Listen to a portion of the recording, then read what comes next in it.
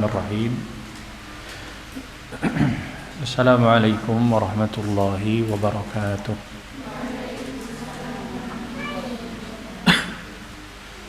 Innal hamdalillah nahmaduhu wa nasta'inuhu wa nastaghfiruh wa na'udzu billahi min shururi anfusina wa sayyiati a'malina. May yahdihillahu fala mudilla lahu wa may yudlil fala hadiya lahu. وأشهد أن لا إله إلا الله وحده لا شريك له وأشهد أن محمدا عبده ورسوله. اللهم صل وسلم على نبينا محمد وعلى آله وصحبه ومن تبعهم بإحسان إلى يوم الدين. أما بعد.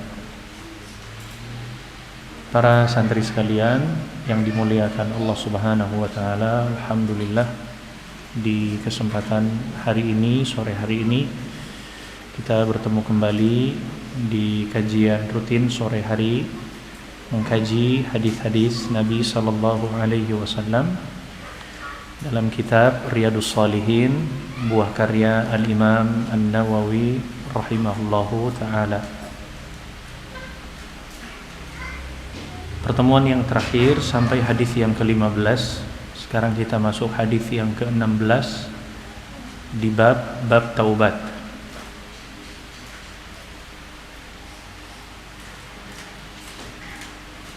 Hadis yang ke-16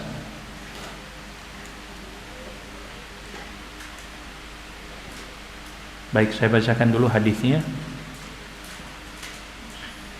Wa an Abi Musa Abdullah bin Qais al-Ash'ari radhiyallahu anhu anin Nabi sallallahu alaihi wasallam qala inna Allah ta'ala yabsutu yadahu bil lail liyatuba musii'un nahar wa yabsutu yadahu bin nahar liyatuba musii'ul lail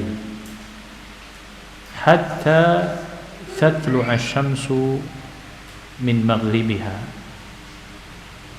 Rawahu Muslim. Wa an Abi Musa, dari Abu Musa Abdullah ibn Qais al-Ash'ari, Abdullah bin Qais al-Ash'ari radhiyallahu anhu, semoga Allah meridainya. Anin Nabi sallallahu alaihi wasallam, dari Nabi sallallahu alaihi wasallam qala, beliau bersabda, innallaha ta'ala, sesungguhnya Allah Subhanahu wa taala, yabsutu yadahu, membuka tangannya, bil laili liyatuba musii'un nahar, di malam hari, agar orang-orang yang berbuat kesalahan di siang harinya dia bertaubat. Wa yabsutu yadahu bin nahar, dan dia juga membuka tangannya di siang hari, liyatuba musii'ul lail, agar orang-orang yang berbuat kesalahan di malam harinya juga bertaubat. Hatta tatlu'a asy-syamsu, yang demikian ini terus sampai kemudian matahari terbit, min maghribiha, dari tempat terbenamnya. Hadis diriwayatkan oleh Imam Muslim. Ini hadis disebutkan di dalam Sahih Muslim, hadis nomor 2759.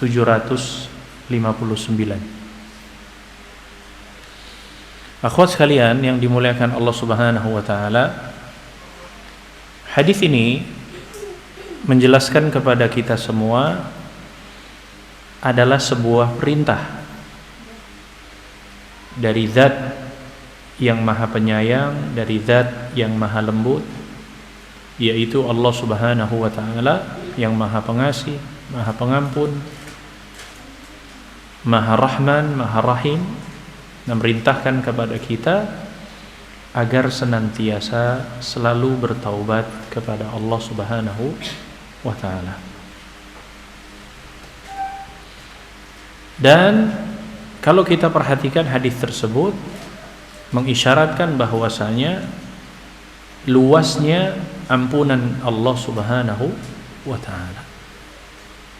Sampai-sampai dalam hadis tersebut Nabi SAW mengabarkan bahwa Allah itu senantiasa membuka, yabsutu yadaih, membuka tangannya. Yang dimaksud dengan yabsutu yadaih adalah Allah Subhanahu wa taala membuka rahmatnya. Membuka rahmat Allah Subhanahu wa taala kapan? Di waktu malam, di waktu siang juga. Berarti apa? Ini mengisyaratkan bahwasanya ampunan Allah Subhanahu wa taala itu sangat luas. Mengisyaratkan bahwasanya Allah Subhanahu wa taala membuka lebar-lebar kesempatan kepada hambanya yang berbuat dosa untuk senantiasa bertaubat kepada Allah Subhanahu wa taala. Faedah yang kedua dari hadis ini bahwasanya fadlut taubah, keutamaan orang-orang yang senantiasa bertaubat dari segala dosa, dan ini mengisyaratkan bahwasanya Allah Subhanahu wa taala sangat mencintai orang-orang yang bertaubat kepada Allah Subhanahu wa taala. Sebagaimana di dalam potongan ayatnya, innallaha yuhibbut tawwabina wa yuhibbul mutatahhirin. Allah itu mencintai orang-orang yang bertaubat dan orang-orang yang bersuci.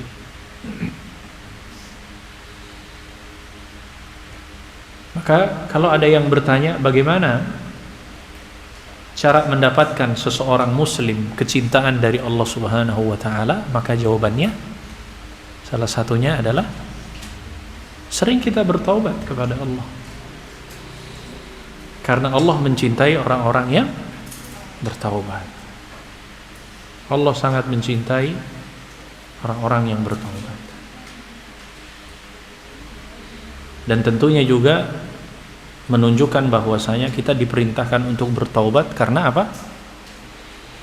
Akhwat sekalian, ya kita menyadari bahwa kita ini pendosa. Kita ini manusia yang setiap waktu, setiap saat sering berbuat kesalahan. Bahkan terkadang kesalahan yang sengaja. Mungkin lebih banyak antara nilai kebaikan dengan perbuatan dosa kita, mungkin lebih banyak dosa kita. Makanya kami katakan bahwa kita semua ini adalah pendosa.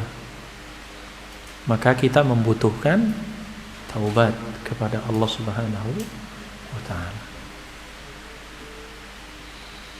Faedah yang ketiga adalah hadis ini, kalau tadi kita perhatikan, Nabi SAW mengatakan apa? Innallaha ta'ala yabsutu yadaih, ya, membuka tangannya. Di situ ada kalimat yad, yadun dalam bahasa Arab. Ya, yadun. Ini masuk dalam kaidah, ini masuk dalam permasalahan akidah tentang apa? Masuk dibahas di dalam asma wa sifat, ya, tentang nama dan sifat. Dikatakan bahwa tangan Allah, ya, karena memang Allah Subhanahu wa taala memiliki tangan. Tetapi tidak boleh seseorang mentakwilnya bahwa tangan Allah itu sama seperti tangan makhluknya. Allah memiliki tangan. Dan ini banyak sekali Allah sebutkan tentang sifat-sifat Allah Subhanahu wa taala, kan? Misalkan kita ambil contoh Wa kallamallahu Musa taklima. Allah berbicara dengan Musa. Ya kan? Innallaha sami'un basir. Allah Maha mendengar, Maha melihat. Dalam hadis qudsi dikatakan, nazala rabbuna subhanahu wa ta'ala fi thuluthil lail. Allah itu turun di sepertiga malam yang terakhir. Hadis ini, yabsutu yadayhi, membuka tangannya. Kalau kita perhatikan bahwa yang namanya mendengar, melihat, turun, berbicara, tangan,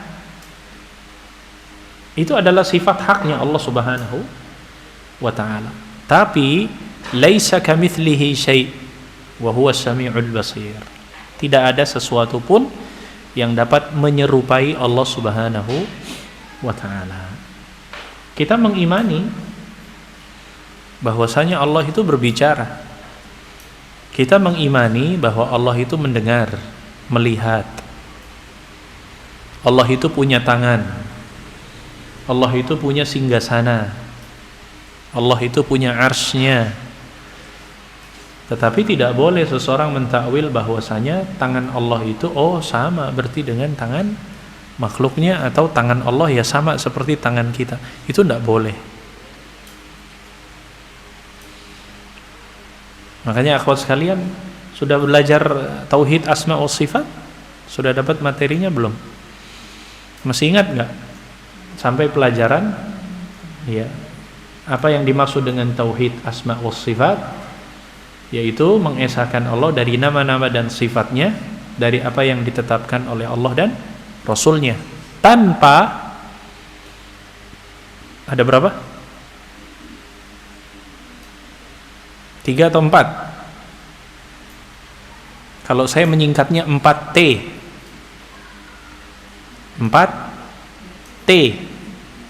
T yang pertama, tanpa tahrif. T yang kedua, tanpa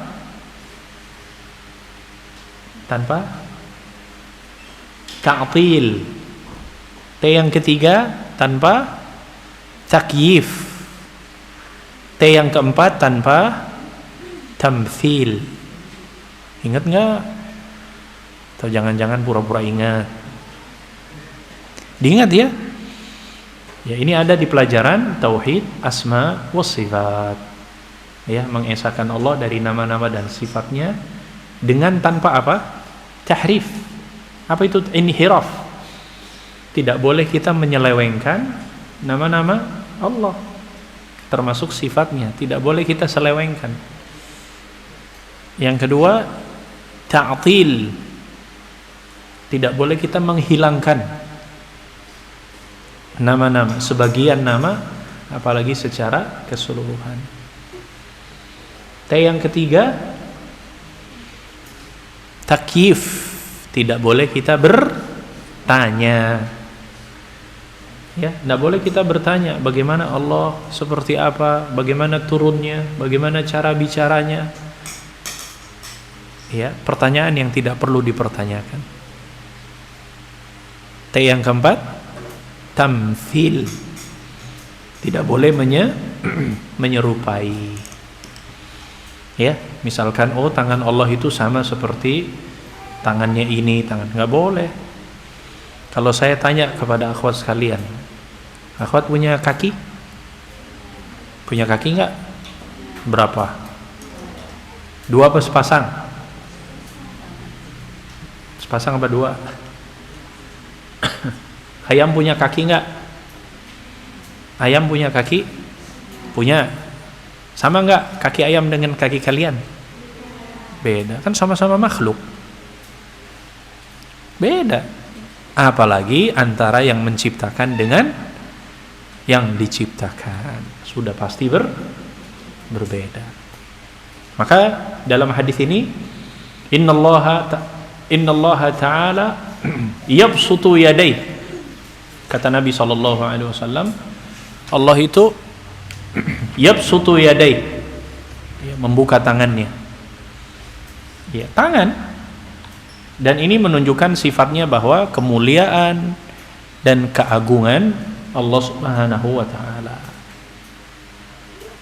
Ya, kemuliaan dan keagungan Allah Subhanahu wa taala.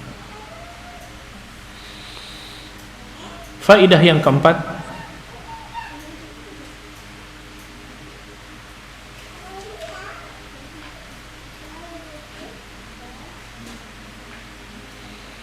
hadis ini menjelaskan tentang bagaimana kemurahan Allah Subhanahu wa taala. Maksudnya adalah kemurahan dan luasnya karunia Allah Subhanahu wa taala.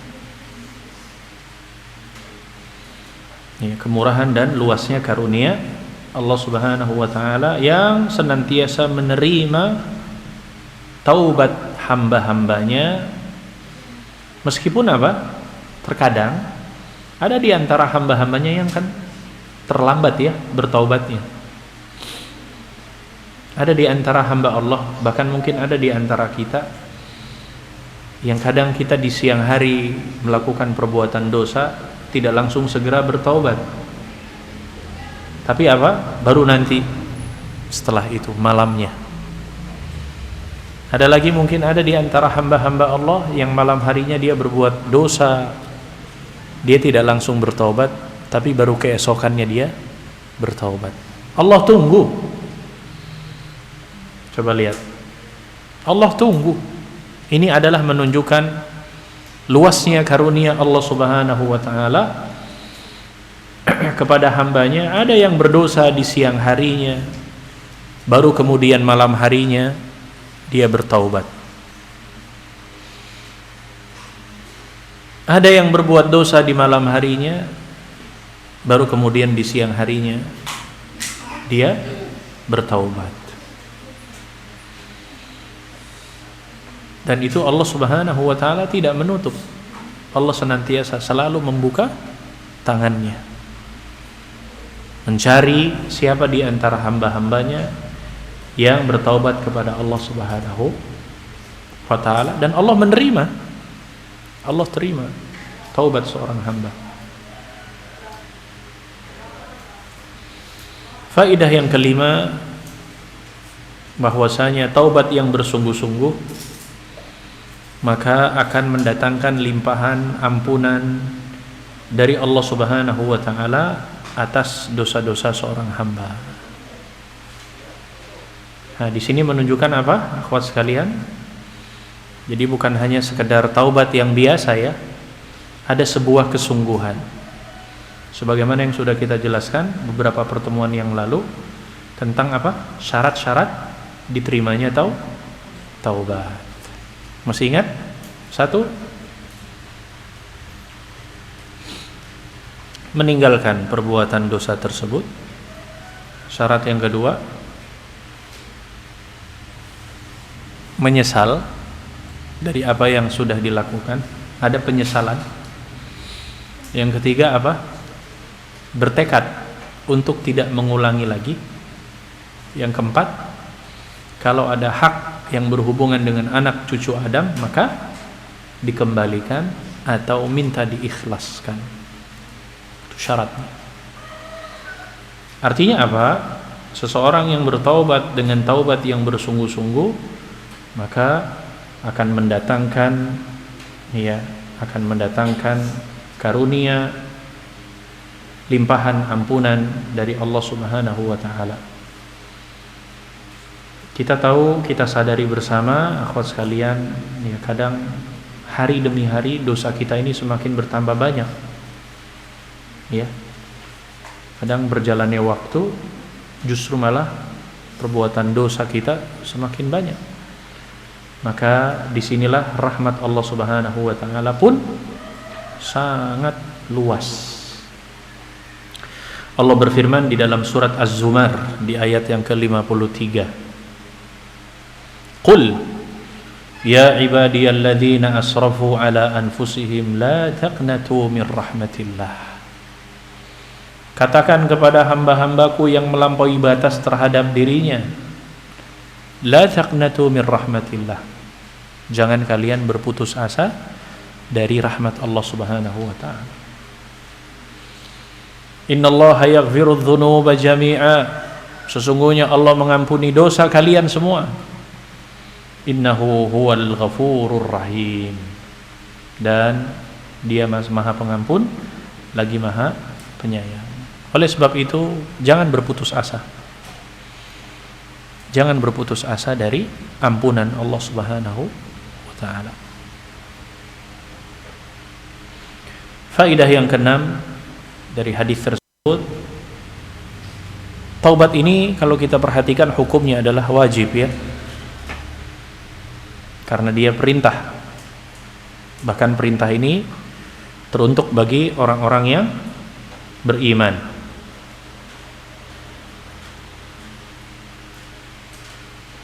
Ya ayyuhalladzina amanu tubu ilallahi taubatan nasuha.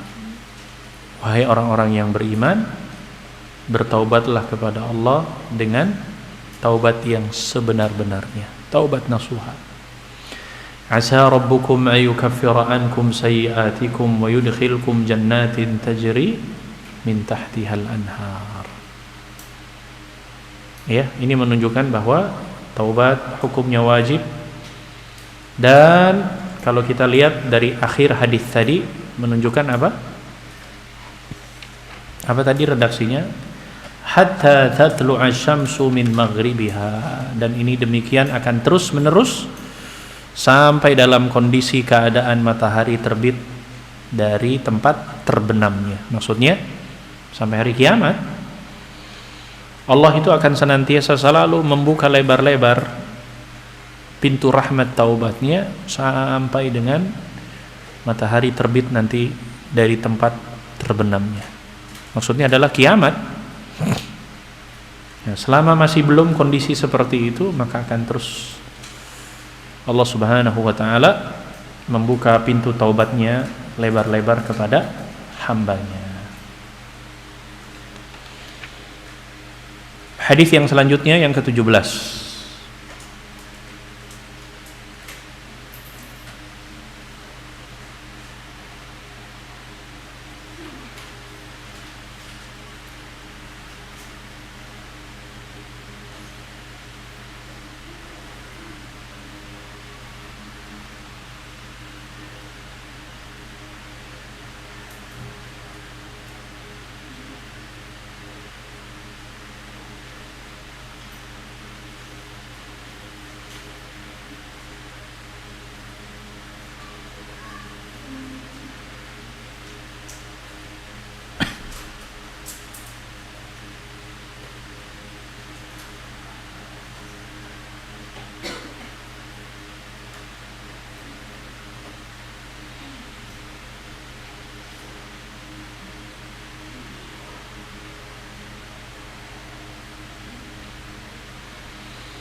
Hadis yang ke-17, wa an Abi Hurairah radhiyallahu anhu qala qala Rasulullah sallallahu alaihi wasallam man taba qabla an tatlu'a asy-syamsu min maghribiha taballahu alaihi. Dari Abu Hurairah radhiyallahu an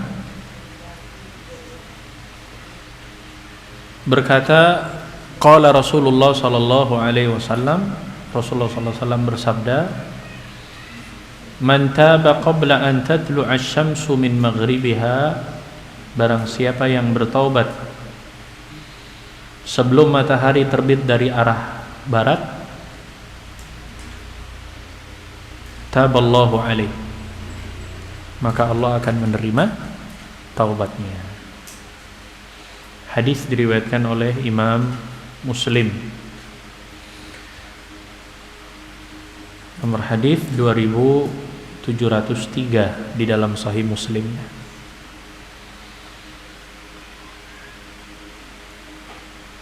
Hadis ini masih lanjutan hadis yang sebelumnya, pembahasan tentang taubat. Taubat seseorang akan senantiasa selalu diterima oleh Allah Subhanahu wa taala selama pintu-pintu taubat masih senantiasa terbuka lebar. Artinya apa? Sebagaimana tadi di awal dijelaskan, kesempatan dan peluang itu sangat besar bagi seseorang hamba yang bertaubat kepada Allah Subhanahu wa taala. Sangat besar peluangnya. Bahkan dalam hadis tadi disebutkan qabla an tatlu'a syams min maghribiha. Sebelum matahari terbit dari barat. Selama ini matahari terbit dari sebelah timur, terbenam dari sebelah barat. Berarti apa? Sebelum kondisinya matahari nanti terbit dari sebelah barat, maka Allah akan senantiasa menerima taubat hamba-hambanya. Faidah yang kedua menunjukkan bahwa akhwat sekalian, ada kondisi di mana nanti sebelum terjadinya hari kiamat ada fenomena nanti di mana matahari itu akan terbit dari tempat terbenamnya. Banyak hadis yang menyebutkan tentang hal yang seperti ini. Jadi akan ada nanti kondisi dan keadaan di mana matahari itu terbit bukan lagi dari timur, tapi dia terbit dari tempat terbenamnya.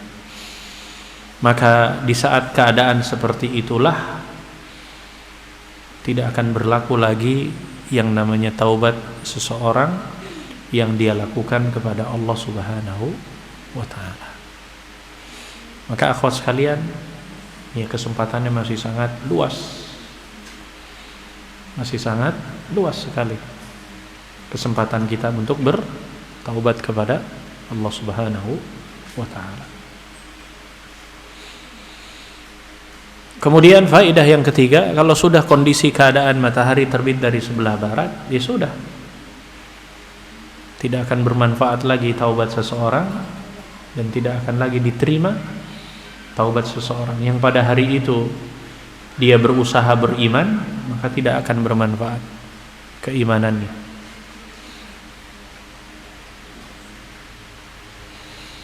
Hal ini sebagaimana firman Allah Subhanahu wa taala di dalam surat Al-An'am di ayat yang ke-158. Al-An'am 158. Yauma ya'ti ba'du ayati rabbika la yanfa'u nafsan imanuha lam takun amanat min qabl aw kasabat fi imaniha khaira.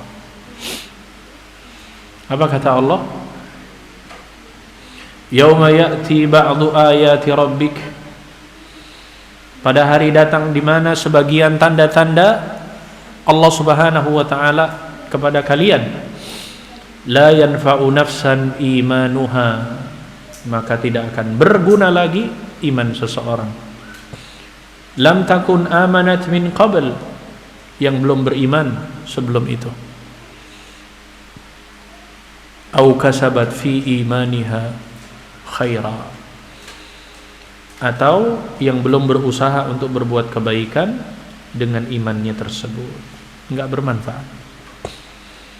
Ya, dalam kondisi di mana taubat tidak lagi akan diterima, pintu taubat ditutup, orang yang belum beriman, maka yang sebelumnya tidak akan bermanfaat. Artinya dia baru beriman pada waktu itu, tidak akan bermanfaat. Dan orang yang baru berbuat kebaikan setelah itu, maka juga tidak akan bermanfaat.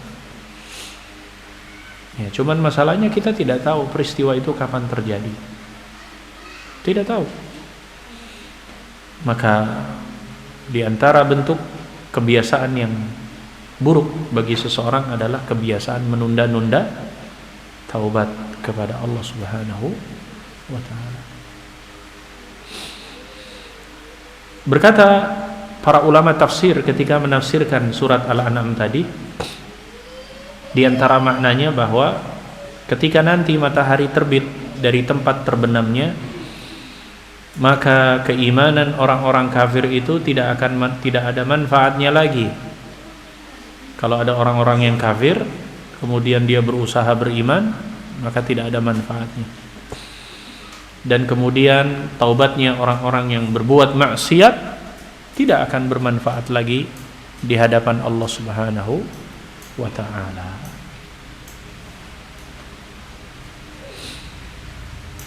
Hadis yang selanjutnya, hadis yang ke-18.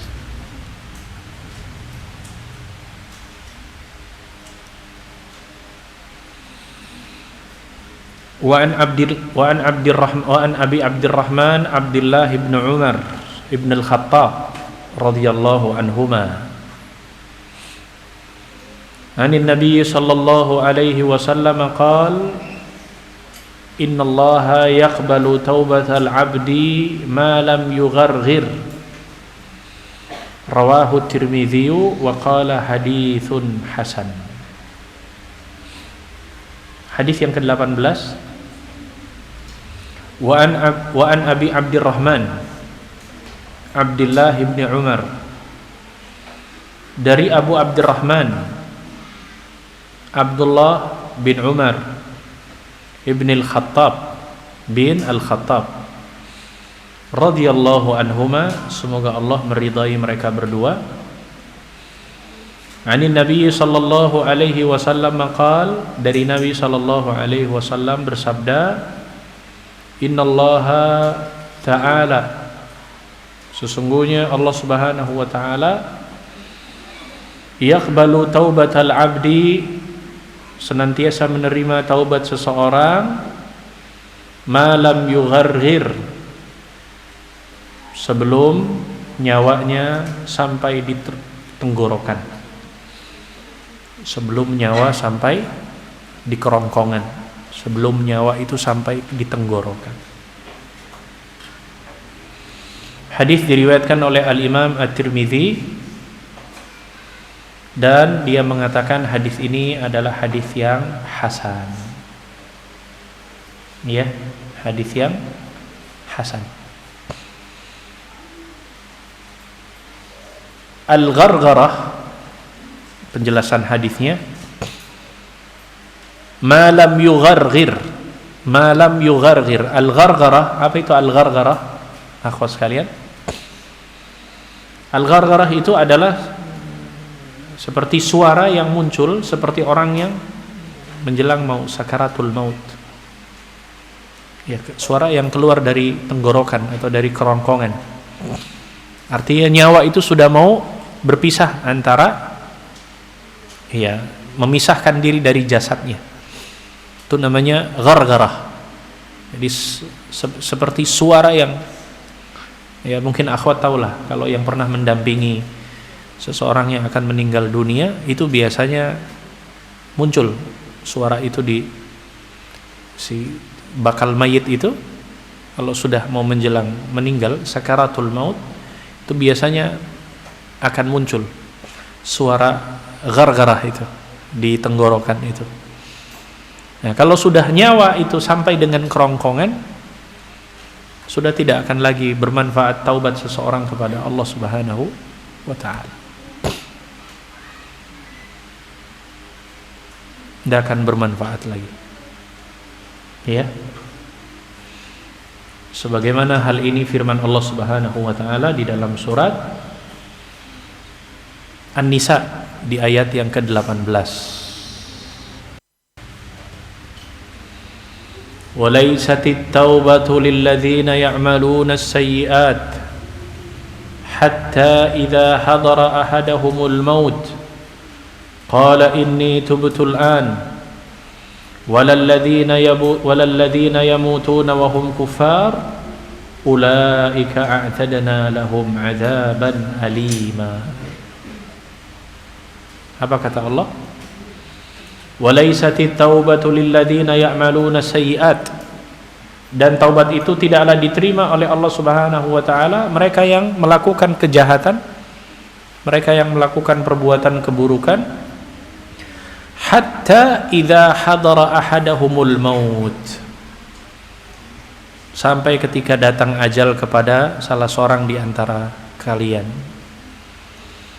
Qala inni tubtul an, lantas kemudian dia mengatakan, kalau begitu saya bertobat sekarang. Itu bukan seperti itu. Ya. Walalladzina yamutuna hum kuffar, dan orang-orang yang meninggal sementara mereka dalam keadaan kafir, ulaika a'tadna lahum 'adzaban alima, maka kami sediakan kepada mereka azab yang sangat pedih. Dalam ayat yang lain, surat Ghafir